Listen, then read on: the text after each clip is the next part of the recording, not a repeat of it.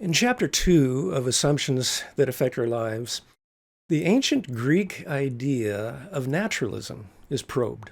This is the notion that all that exists is nature, and there is no need for anything above and beyond. The supernatural realm just doesn't exist. And with this idea, the very notion of a transcendent, supernatural, yet present God is unnecessary. And that God can be eliminated. It's an easy thing to do once you presume or assume that naturalism is true.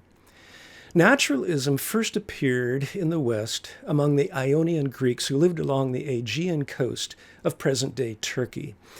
It is believed that all cultures prior to the Ionians held to the fundamental belief that there was some sort of power above and beyond the physical material realm, and that this power performed many essential functions. To dismiss that power and the very need for it was a truly dumbfounding development in human history. When the Greeks came to name their so-called 7 wise men, they named Thales first. By changing a few basic assumptions about life, Thales and his followers, known as nature philosophers, developed a new and radical way of viewing the world. What made their way of thinking so remarkable was that they were the first people we know of to dismiss any and all supernatural elements from their concept of reality. While other people were worshiping spirits, bowing down to idols made of stick and stone, or calling upon Olympian gods to help them, the Ionian nature philosophers simply claimed that all that exists is nature, period. In their view of reality, there were no supernatural gods or God, no spirits, or no entity of higher power above and beyond nature itself. This was nature with a capital N. Nature was seen as a powerful, self-generating, self-perpetuating force. Yet it was a non-personal power, having no reasoning functions, no language, no will, no emotion, and operating by pure, blind fate.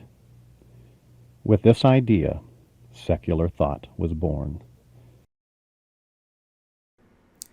This hitherto unknown idea first appeared 600 years before Christ in the same geographic area where the 7 churches mentioned in the book of Revelation were planted during the 1st century. I believe this was no coincidence.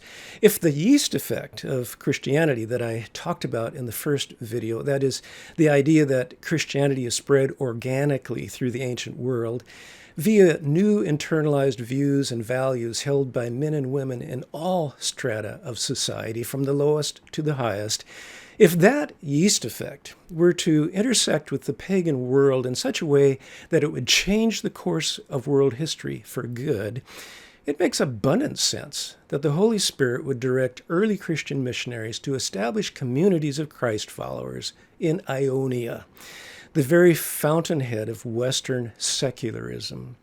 It is my opinion that of all the vile ideas Satan has sown upon humanity over the past 6 millennia, naturalism is perhaps the most ensnaring. Why do I say this? Because it's not a huge step for an individual to exchange a belief in many gods, small g, for a belief in one supernatural God, capital G. But to exchange a belief in no gods for belief in one supernatural yet immanent God is a much larger step. The challenge we are now facing in the United States is similar to the challenge found in ancient Ionia, as we are increasingly surrounded by an enlarging sea of nuns steeped in secularism.